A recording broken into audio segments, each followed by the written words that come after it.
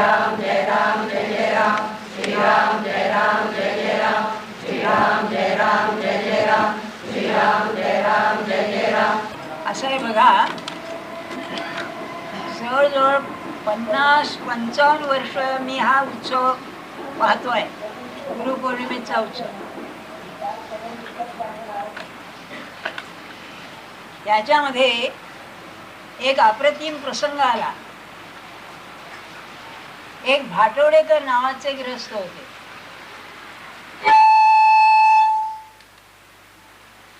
ते वामनराव आपटे नावाचे गृहस्थ होते. त्यांचे बालमित्र दत्ताचे भक्त होते. तेव्हा त्यांनी वामनरावना असं विचारलं, अरे तू खरा विष्णुपंत लेल्यांचा शिष्य. विष्णुपंत लेले म्हणजे अरविंदांना ज्यांनी समाधीचा मार्ग दाखवला ते व्हायचे. असं म्हणजे प्रसंग असा आला, अरविंद मुंबईला आले होते. फार थोर पुरुष होता, यात शंकाच नाही. तेव्हा लोक भेटायला यायचे पुष्कळ. संध्याकाळी व्याख्यान गिरवामध्ये, फणसवाडीमध्ये. ते म्हणाले मी काही तयारी केलेली नाही. तेव्हा विष्णुपंत म्हणाले, तू उभा राहा आणि त्याची प्रार्थना कर. ते कृष्ण भक्त होते अरविंद त्यावेळेला, आणि जे येईल ते बोल. तेव्हा तासभर ते बोलले. काय बोलले त्यांनाही कळलं नाही. त्या स्फूर्तीमध्ये बोलून गेले. त्या विष्णुपंतांचे वामनराव शिष्य. तेव्हा त्यांनी विचारलं, अरे तू काय पाहून महाराजांच्या नादी लागलास? विष्णुपंतांनी आपल्या शिष्याला विचारलं. तेव्हा वामनराव म्हणाले, विष्णुपंत योगी, तुमचा मार्ग उत्तम आहे म्हणाले, पण त्यात प्रेम कमी आहे. ते प्रेम इथं आहे म्हणून मी यांच्या नादी लागलो. बरं का? त्यांचे मित्र हे बालमित्र.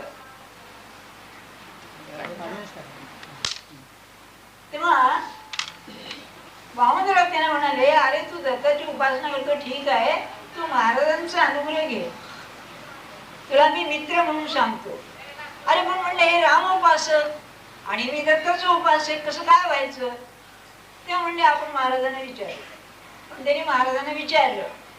त्याने येऊ दे म्हणजे माझ्याकडे. याचा काही संदर्भ आहे बरं का, मोठा महत्वाचा संदर्भ आहे. तेव्हा ते आले. म्हणाले, बुवा मी दत्तभक्त आहे. तेव्हा महाराज म्हणाले, मी तर राम आणि दत्त यात भेद मानित नाही, तुम्ही का मानता? बरं का? ते म्हणले, मला आपण अनुग्रह द्याल का? देईन म्हणाले. त्यांना अनुग्रह दिला. पुढे असं झालं की ते दत्ताचे भक्त होते ते विसरूनच गेले. ते रामच तोंडात गेलं, मुद्दा तो नाही. अनुग्रह झाल्यानंतर त्यांनी वामनरावना विचारलं, अरे मी कसा वागू, मी कसा वागू असं विचारलं. तेव्हा वामनराव म्हणाले, अरे महाराजांच्या सारखं वाग. यात एक गोष्ट मला आठवते. युरोपमध्ये एक अतिशय प्रसिद्ध साधू होऊन गेला, सेंट फ्रान्सिस नावाचा. तेव्हा त्याने जेव्हा दीक्षा घेतली, दीक्षा म्हणजे ते पाद्री होतात, एका मोनॅस्ट्रीमध्ये मंक झाला. तेव्हा त्याने त्याच्या दीक्षा देणाऱ्याला विचारलं की मी आता कसं वागू? तेव्हा त्यांनी सांगितलं, जीसस ख्राइस्ट असं वागलं तसं वाग. बरं का? या सेंट फ्रान्सिसची गंमत अशी आहे, तो जीससचं चिंतन करीत असे. कसं चिंतन करीत असे? जसं श्रीकृष्णाच्या चरित्रामध्ये 2 चिंतनाचे प्रसंग अप्रतिम आहेत. एक, रणांगणावरती अर्जुनाला गीता सांगतोय, हा एक प्रसंग. काय असे मला सांगा, सैन्य तयार आहे. अरे 9 वाजल्या इतक्यात अर्जुन म्हणाला, मला लढायचं नाही आता. अशा वेळेला गीता सांगितलेली आहे. हा एक प्रसंग. आणि दुसरा, गोपींच्या रास खेळीचा प्रसंग.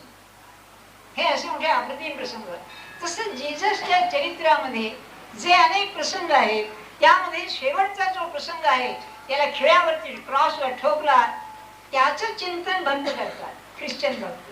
त्याला पॅशन असं म्हणतात, दी पॅशन ऑफ क्राइस्ट. त्याचं हा चिंतन करता करता इतका तन्मय होत असे की त्याच्या अंगावर संबंध क्रॉस येत असत. इतका तो मोठा भक्त होता. त्याला स्टिग्मटायझेशन असं म्हणतात. स्टिग्मॅटा, बरं, ही तादात्म्याची अवस्था आहे. तेव्हा त्याच्या दीक्षा करून सांगितलं तू ख्राईस्ट सारखा वाग. तू म्हणला म्हणजे काय करू? तू म्हणला सगळ्या जगावरती प्रेम करायला शिक, असं त्यांनी सांगितलं. तसं वामनरावांनी सांगितलं तू महाराजांसारखं वाग. अरे महाराजांच्या सारखं वाग म्हणजे कसं वागू? आला की नाही प्रश्न? तेव्हा हे मला काय म्हणाले वामनराव, काय करावं बुवा? ते तसं म्हणतायत आपला हे म्हणाले भाटवडेकर, वामनराव असं म्हणतायत, काय करू? आपण महाराजांनाच विचारू, आपली अक्कल कशाला चालवा? तेव्हा महाराज विचारलं मी, महाराज वामनरावांनी यांना असं सांगितलं, हे बरोबर आहे का? बरोबर आहे म्हणाले. दीक्षा घेणाऱ्यावरती केवढी जबाबदारी आहे लक्षात ठेवा. आपण हा उत्सव करतो आहोत, यावरती केवढी जबाबदारी आहे आपल्यावरती. त्यांना शोभेल असंच वागलं पाहिजे आपण. तर महाराज म्हणाले माझ्यासारखं वागायचं म्हणजे 4 गोष्टी आहेत म्हणाले. पहिली गोष्ट असेल तर अखंड नामस्मरण करायचं. आपण टिकवून ठेवा, लक्षात ठेवा, अखंड नामस्मरण करायचं ही पहिली गोष्ट आहे. दुसरं म्हणाले कधी कोणाचं अंतःकरण दुखवू नका, ही दुसरी गोष्ट आहे. आणि म्हणाले की काही वेळेला बायका वेळेच्या आधी बाळंत होतात. ते पोर बरोबर झालेलं नसतं तेव्हा त्याला कापसामध्ये ठेवतात, इतकं ते नाजूक असतं. तसं म्हणले माझ्याकडे येणाऱ्या माणसाचं अंतःकरण मी सांभाळतो म्हणाले.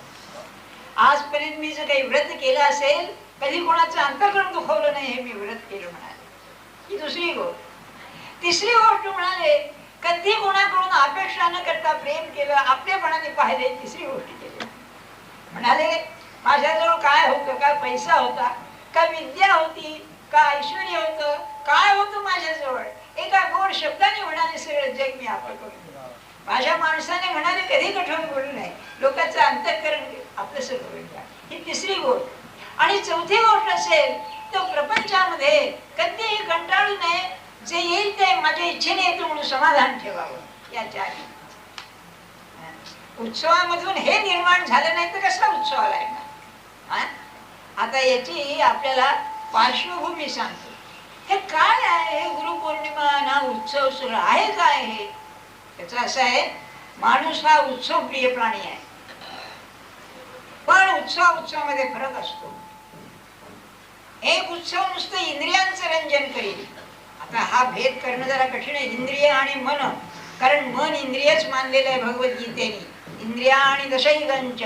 पण प्रधानतः इंद्रियांचं रंजन हाच त्याचा उपाय. म्हणजे उत्सव करायचा, त्यामध्ये खाणं पिणं मजा मारणं हेच त्याचं. देहानं जितके भोग भोगता येईल तो उत्सवच. दुसरं मनरंजन असतं, इंद्रिय रंजन, दुसरं मनरंजन. मग हे गाणं आहे समजा, किंवा काही आणखी नाटकं आहे, ते आहे, हे मनोरंजन आहे. तिसरं बुद्धीचं रंजन असतं. म्हणजे हे मोठे मोठे आता कॉन्फरन्सेस वगैरे होतात ना, त्याच्यामध्ये बुद्धीचा विलास असतो, सगळा बुद्धिरंजन असतं. मग या उत्सवाचं वैशिष्ट्य काय? याच्यामध्ये सत्संग असतो. याच्यामध्ये सत्ताच्या संगतीमध्ये रंजन आहे. आपण ध्यानात ठेवा, माणूस हा की नाही विकृत करणारा प्राणी आहे. आणि त्यातल्या त्यात धर्माच्या बाबतीत माणूस अतिशय विकृती करतो. म्हणून अशा उत्सवाचं विकृत होता कामाचं नाही. एक उदाहरण घ्या. आता माझं वय इतकं झालंय, तुम्ही नाही ऐकलं नाही तरी मला त्याचा विधिनिषेध नाही. आपण भजन करतो. भजन हे गाण्याकरता आहे का? अरे भजन हे भगवंताला आळवण्याकरता आहे. त्यामध्ये तुम्ही गाणंच घुसळलं तर हा सत्संग होईल का? नाही होणार. त्यात महाराजांनी गाणंच शिकून भजन करा म्हणून सांगितलं असतं. तेव्हा सत्संग झाला पाहिजे. सत्संग झाला पाहिजे म्हणजे कोणाचा? संतांचा संग. आपल्याला संत कोण? आपला गुरु. तेव्हा 8 दिवस रात्रंदिवस गुरुची संगती होणं हा उत्सव आहे. जे जे आपण कराल त्यामध्ये गुरुचं अस्तित्व पाहिजे. उठणं बसणं जाता येणं, भजन करा, पोथी वाचा, काही करा, निरूपण करा, अंक करा, तमक करा, प्रत्येक ठिकाणी गुरुचं अस्तित्व पाहिजे. म्हणजे गुरुचं तोंड वाकडं होता कामाचं नाही. त्याच्या समोर बसून आपण करीत असताना त्याला हे पसंत आहे, त्याला हे आवडत आहे असं पाहिजे. हा सत्संग. पण आता सत्संग म्हटल्यानंतर अहो संत आमचे गुरु, त्याच अवस्था काय कळायचं कसं? असं आहे. गुरु कोण? गुरुचे फंक्शन्स दोन आहेत. कार्य एक, जो जीवात्मया परमात्मयाशी ऐक्य करी, आपल्याकडे आलेल्या जीवाचं परमात्म्याशी हात जोडून देतो. महाराजांचं एक वाक्य आहे, साधं मराठी बोलत पण साहित्य आहे त्यामध्ये. ज्याने आपला हात माझ्या हातात दिला, त्याचा सरळ हात रामाच्या हातात नेऊन पोहोचवला. याचा अर्थच हा आहे की त्याला आत्मज्ञान करून दिलं. हे एक. आणि दुसरं, आपल्याला जागृती देणं सारखी. अरे तू कशा करता आहेस, तू कशा करता आहेस, परमात्म दर्शन हे तुझं ध्येय आहे, याकरता तू आहेस, हे सारखं जाणीव देणं हे गुरुचं कार्य. परमात्मा कसा आहे? उपनिषदाने सांगून ठेवलंय, मन आणि वाणी यांच्या पलीकडे आहे. यतो वाचो निवर्तन्ते अप्राप्य मनसासह. वाणी मनासह पलटी खाते, जाता येत नाही. असं जर आहे तर मग आम्ही वाणी आणि मनात राहणारी माणसं, आम्हाला ते कसं मिळायचं, असा प्रश्न आला. मग माणसाचं काय आहे, त्याला 3-4 प्रकारच्या गरजा आहेत. पहिली गरज असेल तर देहाची गरज आहे, बरं का. याला बायोलॉजिकल नीड्स असं म्हणतात. तहान आहे, खाणं आहे, पिणं आहे, शौच आहे, लघवी आहे, झोप आहे, या सगळ्या त्याच्या. कोणी मोठा साधू जरी झाला ना तरी ह्या गोष्टी आहेतच त्याला. देह म्हणलं की या गोष्टी आल्या. दुसरं आहे तर मानसिक गरजा असतात. तुम्ही पहा, त्या एखाद्या माणसाला जर आईबापांचं प्रेम मिळालं नाही तर त्याची किती कुचंबणा होते. ज्याला मित्र नाही, असा कुणी नाही, म्हणून मानसिक गरजा असतात, सायकोलॉजिकल नीड्स. तिसरं असतं तर सामाजिक जरुरी असतात. मित्र पाहिजेत, हसणं खेळणं पाहिजे, प्रवास पाहिजे, समाजात मिसळलं पाहिजे. तुम्ही समजा एखाद्या मांजराला तुम्ही आधी एखाद्या लहान मुलासारखं घरात डांबून ठेवलं ना, त्याला चालायचं नाही. ते मांजरात जाऊन भांडल्याशिवाय ते मांजर बनायचं नाही, असं आहे. ते सामाजिक जरुरी, सोशल नीड्स. आणि याच्याने मनुष्य पूर्ण होत नाही, म्हणून त्याला आध्यात्मिक जरुरी असतात, आध्यात्मिक गरजा. बरं, स्पिरिच्युअल नीड्स. आणि त्या गुरुपौर्णिमेच्या उत्सवामध्ये तृप्त करायच्या असतात, आध्यात्मिक या जरूर. माणसाला त्याशिवाय समाधान नाही. मग हे कसं करता येईल, तर माझा सगळा वेळ त्यामध्ये घालवता येईल, असं काहीतरी पाहिजे. ते हे उत्सवाचं स्वरूप आहे. सकाळी उठल्यापासून रात्री निजेपर्यंत जी जी कृती मी 8 दिवस करीन, त्या प्रत्येकामध्ये तो ओवलेला पाहिजे, हे त्याचं रहस्य आहे. मग हे करायचं कशाने? मला आज वाणी आणि मन यानेच करायचं आहे. तेव्हा वाणीनं भजन पूजन आहे, नामस्मरण आहे, एकमेकाशी प्रेमाने बोलणं आहे, हे भजन आपल्या वाणीचं होईल. मनाने ज्या ज्या प्रतिक्रिया मी करीन त्या सगळ्या गुरुविषयी पाहिजे. प्रत्येक माझी जी मनाची प्रतिक्रिया होईल, निदान 8 दिवसात तरी ती त्याच्या साक्षीत्वानं व्हायला पाहिजे. म्हणजे काय करायला पाहिजे, तर माझं मन त्याला द्यायला पाहिजे. आणि मन देणं हेच खरं देणं आहे. आपण जे देतो ना, हे देतो खरं, पण खरं देणं ते नव्हे. महाराजांच्या चरित्रात एक गोष्ट अशी आहे की एक पाटील होते. त्या पाटलाने आपली सगळी इस्टेट, जमीन बिमीन होती ती महाराजांच्या नावाने करून दिली आणि इकडे येऊन राहिले गोंधळ्यात, आजारी पडले फार. तेव्हा जरा कठीण प्रसंग आल्यावर महाराज गेले, म्हणजे काय पाटील बाबा कसं काय आहे? महाराज सगळ्यात समाधान नाही म्हणाले.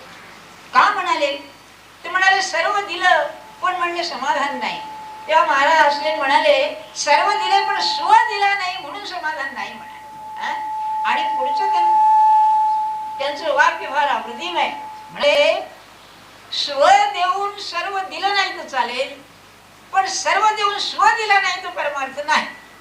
म्हणून आपल्याला सर्व देण्याची गरज नाहीये, स्व द्यायचा आहे. आणि हा स्व म्हणजे मनप्रधान असल्यामुळे आज त्या मनाचं स्वरूप काय आहे हे उद्या सांगेन आपल्याला. आपण क्रमाक्रमाने जाऊ. माझं मन तिकडे गेलं पाहिजे, नाही तर आपण तालीम केल्यासारखं करतो, नुसती ती डिसिप्लिन शिस्त झाल्यासारखी होते. याचं एक अप्रतिम उदाहरण स्वामी रामतीर्थांनी सांगितलेलं आहे. ते म्हणाले, एक सैन्यामधला अधिकारी रिटायर झाला. काय सांगतोय आपल्याला, मन न देताना नुसतं शरीर दिलं म्हणजे काय होतं. तेव्हा तो रिटायर झाल्यानंतर पैसे होते, पेन्शन होतं, खेडेगावी आला, घर बांधून राहिला. तेव्हा एके दिवशी सकाळी तो दूध आणायला गेला होता. दूध घेऊन येत होता भांड्यामध्ये.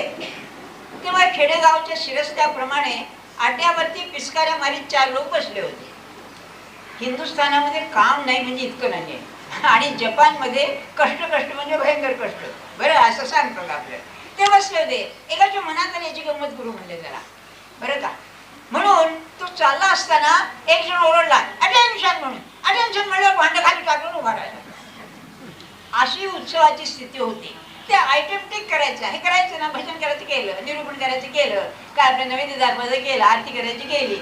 अरे ते मी का करतो आहे, त्या ज्याच्या नावाने करतो तो आहे का त्यामध्ये, हे जे मन त्याला द्यायला पाहिजे ते देणं हा उत्सवाचा प्राण आहे.